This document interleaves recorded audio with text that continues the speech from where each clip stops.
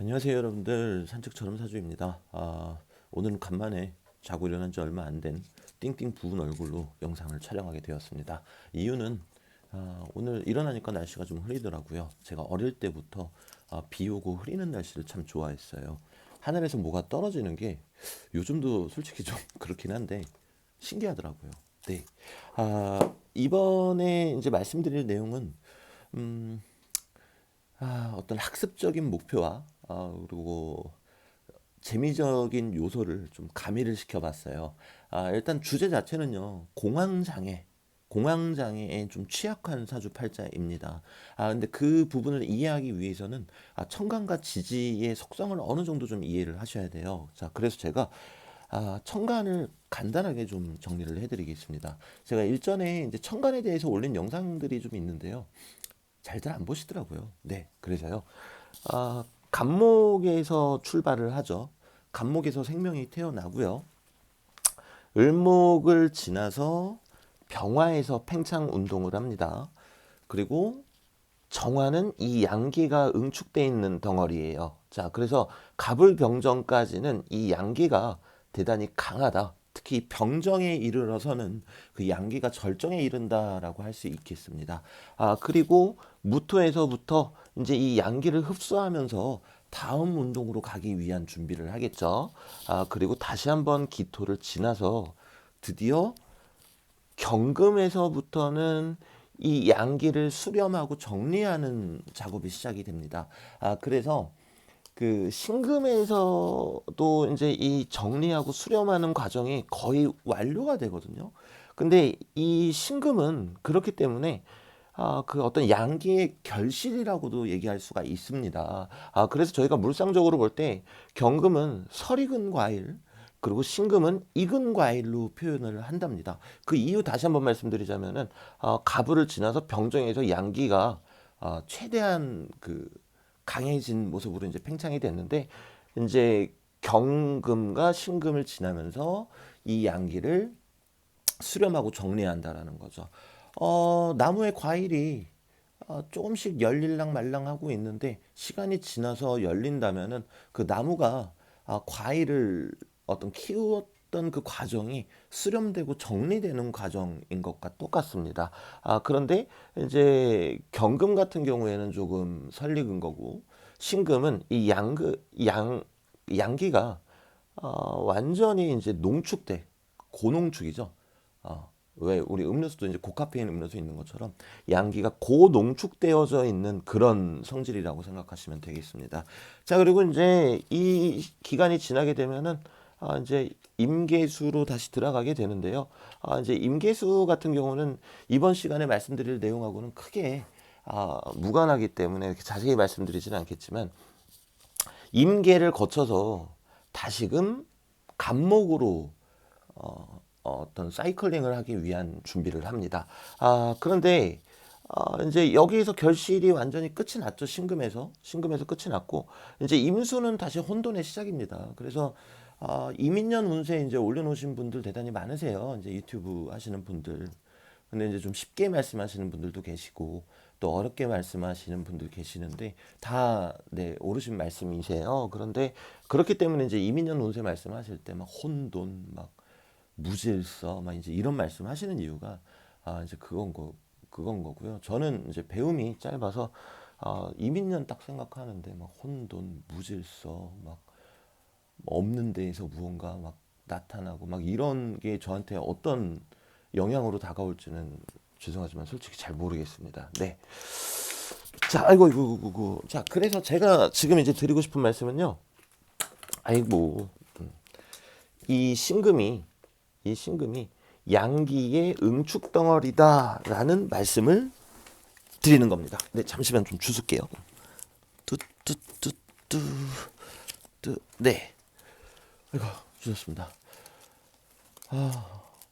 고개를 아래로 내렸다가 올렸더니 얼굴이 뻘개졌군요. 네, 그리고 또 다르게 생각하실 수 있는 방법도 있으세요, 여러분들. 태양은 당연히 하늘에 떠 있겠죠. 태양 하늘에 떠 있고요. 비도 하늘에서 내리죠. 제가 그래서 아까 하늘에서 비가 내리는 게 좋다고 그러지 않았습니까? 네. 그럼 이제 태양이 하늘에 떠 있으면은 땅에서 뭐가 올라오겠습니까? 지열이 올라오겠죠. 네, 그 땅이 열기를 받았으니까요. 네, 이렇게 지열이 올라옵니다. 그러면은 땅에 있던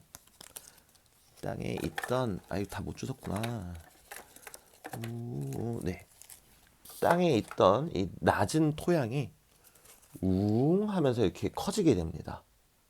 네, 그리고 비가 오면은 당연히 뭐가 생기겠습니까? 밑에 호수가 생기겠죠. 자, 그런데 밑에 호수가 있고 땅이 있고 열기가 이렇게 올라오면은 생명이 자라나게 됩니다. 감목이 어린 나무였죠. 자, 생명이 이렇게 자라납니다. 여기다 이렇게 둘까요? 생명이 자라납니다. 자, 이 생명이 자라서 뭐가 되나 하면요. 이제 을목이 됩니다. 네, 을목이 이렇게 됐고요. 그러면은 이 을목에서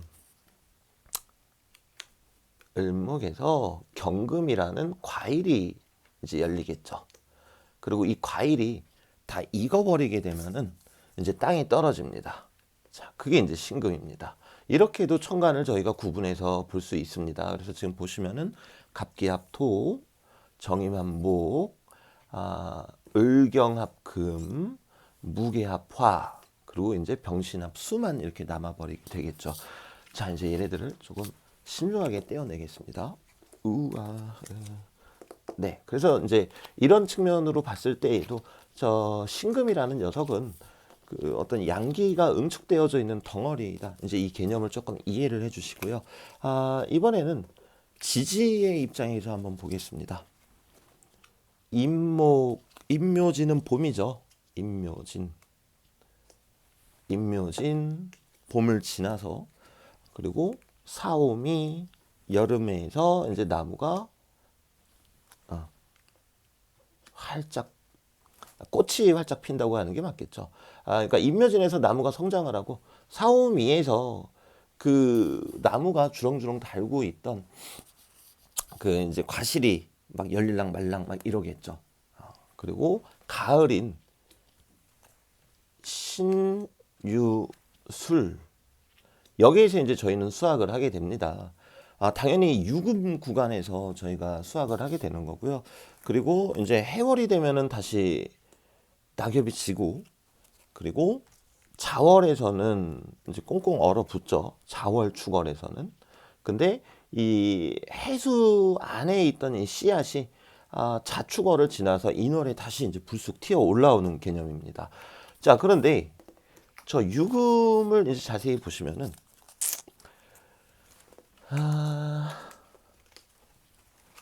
자, 사오미에서 이제 양기가 대단히 막 팽창을 했기 때문에 저희가 실제로 더위를 느끼잖아요. 그런데 신유술에 가서는 이 양기가 점차 그 힘을 잃어갑니다. 네.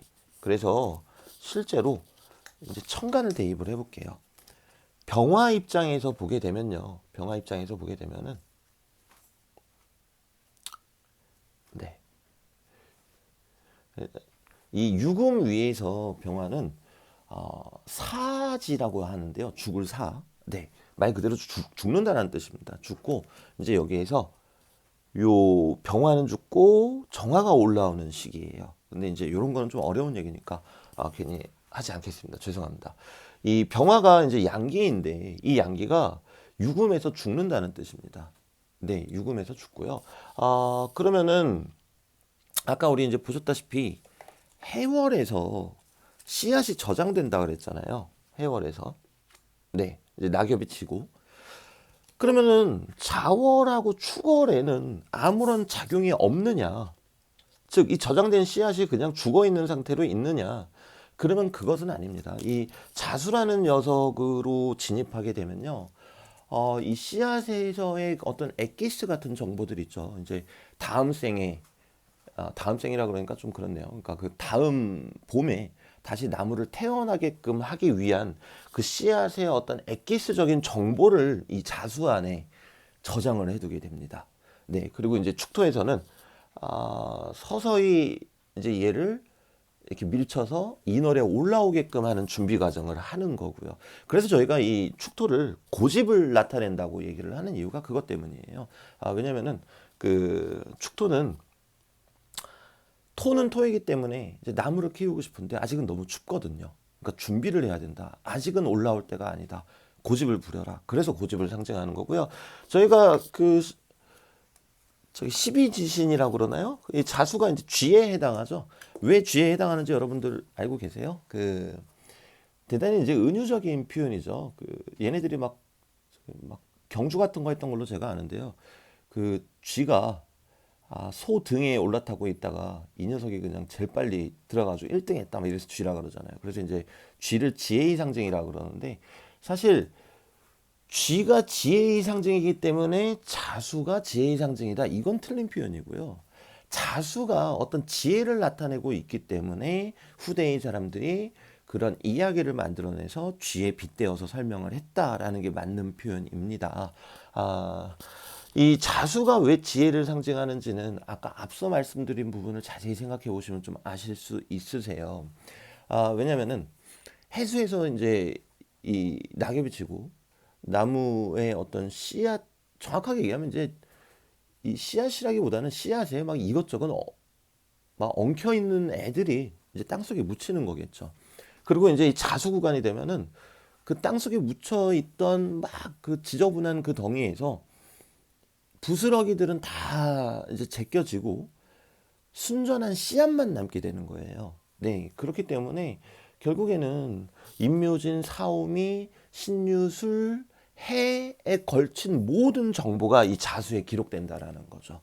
네, 그렇기 때문에 저 자수가 지혜의 상징이고요.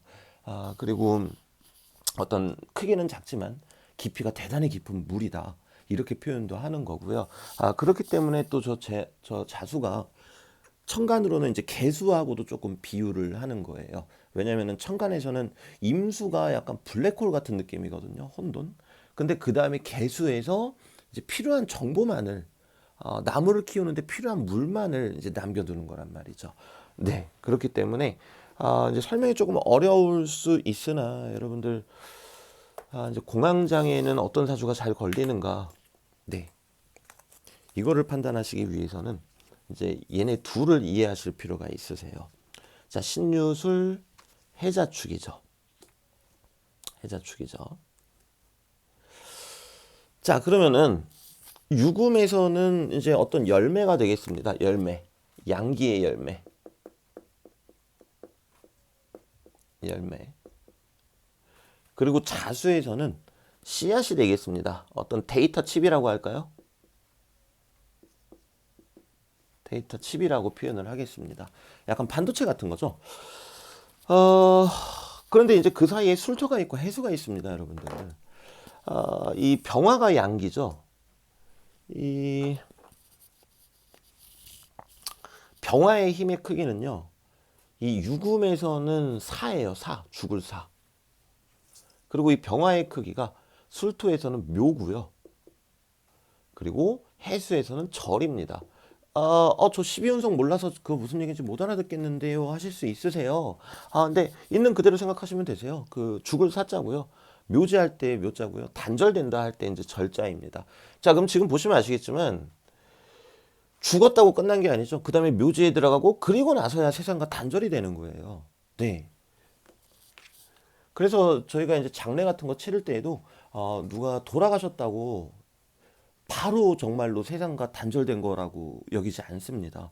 네, 육신은 죽었지만 식은 살아 있다. 이제 그렇게 판단을 하거든요.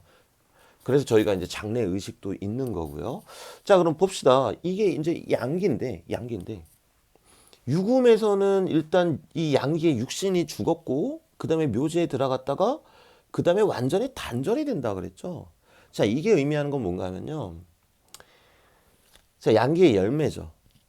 그리고 이 술해 과정을 거쳐서 데이터 칩으로 바꾸는 겁니다. 즉, 이 양기의 열매가 우리 그런 거 있잖아요. 그 과일 같은 거 장기 보관할 때 막 습기 있고 막 이러면은 썩어버리잖아요. 그래서 어떻게 합니까? 건조시키죠. 오래 보관하려면. 마찬가지라고 생각하시면 되세요. 유금이 양기가 사긴 하지만 남아 있다라는 거죠. 그래서 술해를 거쳐서 이 양기를 빼내는 작업을 하는 거예요. 즉 이제 건조시키는 거죠. 냉동 건조 유금. 네, 그렇게 건조를 해서 완성이 된 게 자수라는 겁니다. 자, 그럼 결국에 이 술해라는 녀석은 뭡니까? 양기를 빼내는 작업을 하고 있죠. 자, 그런데 만약에 이 과정이 없다. 이렇게 부딪힌다. 어떻게 될까요? 네, 맞습니다. 어떤 미스 사인이 나버리겠죠. 작업 공정에 어떤 차질이 온다는 겁니다. 아직 유금은 양기가 덜 빠졌어요. 양기를 빼줘야 된단 말이에요. 근데 이미 양기가 확 빠져서 어떤 데이터 칩의 형태가 돼버린 자수가 옆에 붙어 있단 말이죠. 그럼 얘네 둘이 서로 긁어대겠죠. 이것이 바로 저희가 얘기하는 이제 자유파에 해당하고요. 자유파. 둘 중 하나가 이제 파괴된다. 이제 이렇게 얘기를 하죠. 그리고, 글씨 멋있다. 네. 그리고 자유귀문이라고도 합니다. 자유귀문이라는 거는 귀문관살이라고 해서 뭐 귀신문이 열렸다라고 하는데요. 모든 귀문관살이 그런 건 아닙니다. 하지만 이 자유귀문 같은 경우는 실제로 좀 엇비슷하게 생각하셔도 되세요. 제가 그 원리를 설명드렸잖아요. 양기의 어떤 열매와 그 데이터 칩이 서로 만나서 충돌을 하고 있으니 정말 귀신 문이 열릴 수도 있는 노릇입니다. 자, 그러면 이거는 이제 응용하실 때 어떻게 응용을 하시면 되느냐? 사주가 있는데,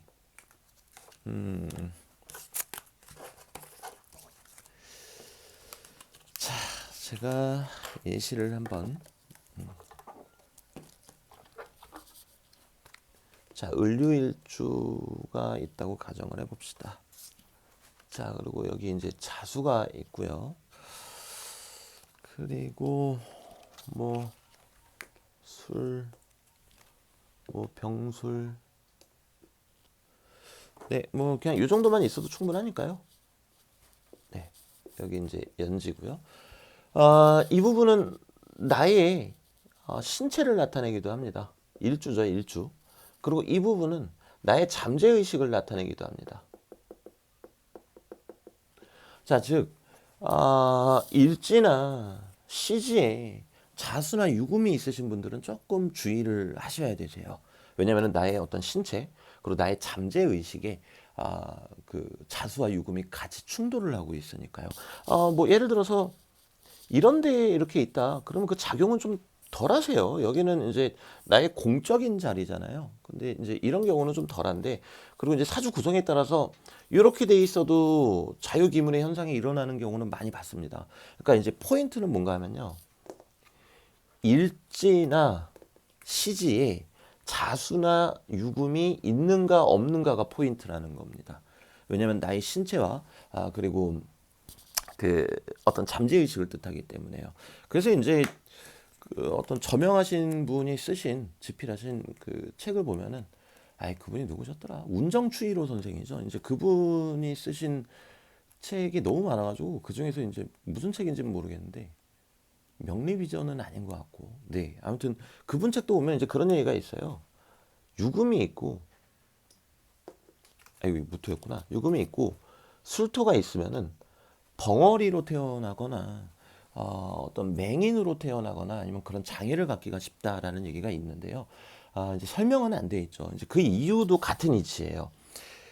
갑자기 또 삼천포로 세지만 그래도 요거까지 말씀을 드리는 게, 자, 이 병화는 심혈관 중에서도 이제 심장 부분을 담당하고요. 이 정화는 심장보다는 혈관 쪽을 담당을 하고 있습니다. 자, 그런데 그 우리 혈관이 이제 끝나는 지점이 어디입니까? 눈이죠. 눈, 코, 뭐 귀. 그러다 보니까 이 정화에 문제가 조금 있으신 분들은 시력이 실제로 대단히 안 좋으세요. 자, 근데 이 병화든 정화든 양기죠. 자, 그런데 유금에서 양기가 응축되고 술토에서 이 양기인 병화의 묘지입니다. 요거를 이제 잡아 가두겠죠. 그러다 보니까 태어날 때 장애를 안고 태어나는 경우가 있다. 이제 그런 얘기를 하신 거예요. 혹시 그 책 읽어보신 분들 궁금해하셨을 수도 있는데 이참에 좀 알아두시면 좋으시고요. 다시 본론으로 돌아와서요.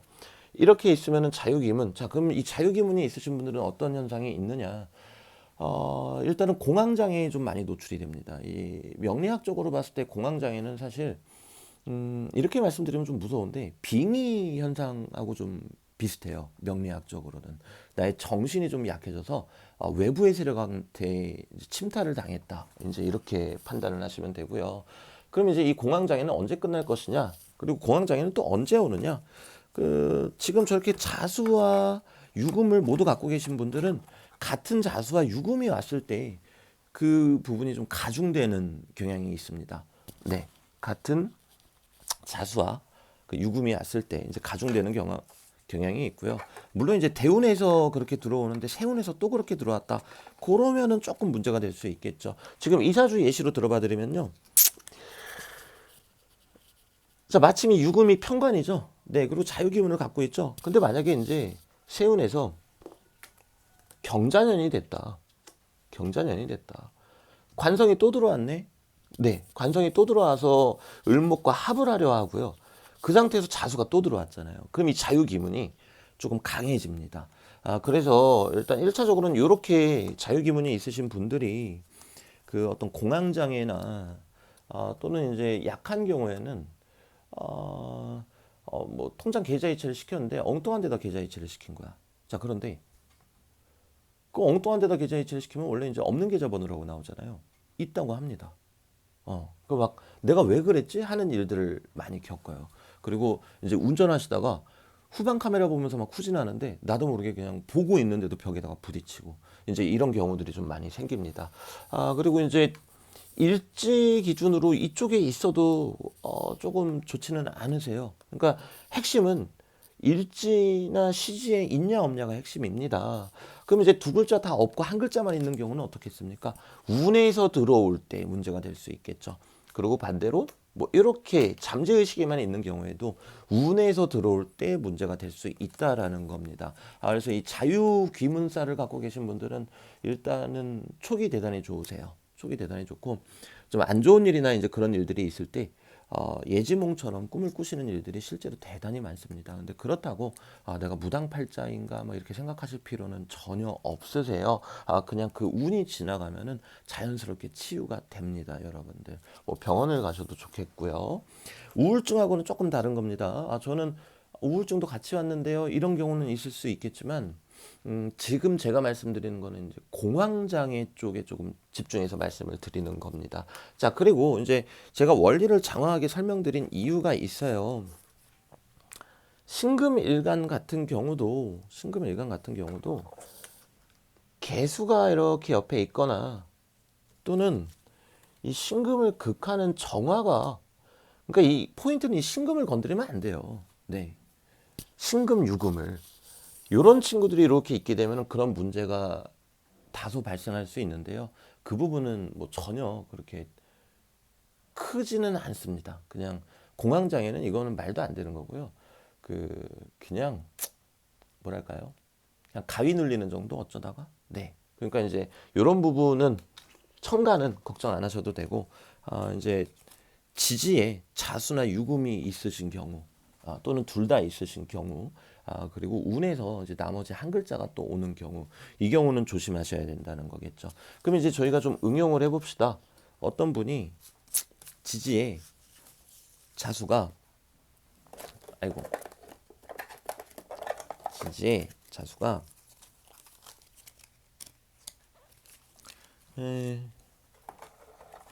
어떤 분이 지지에 자수가 많다고 해볼게요. 자, 자수가 이렇게 세 개나 있다. 그럼 이분은 운에서 유금 들어올 때 진짜 조심하셔야 돼요. 진짜 조심하셔야 됩니다. 자, 그리고 지지에 유금이 많다. 그럼 이분은 자수 들어올 때 정말 조심하셔야 되세요. 공황장애에 좀 많이 노출이 되시는 겁니다. 네, 그래서 오늘 영상 좀 긴 영상이 됐는데요. 얼굴 붓고 또 이제 비까지 오는 기념으로 열심히 좀 찍어봤습니다. 네, 재미있게 봐주셨다면 너무 감사드리고요. 다음에 더 유익하고 좋은 영상으로 찾아뵙겠습니다. 감사합니다.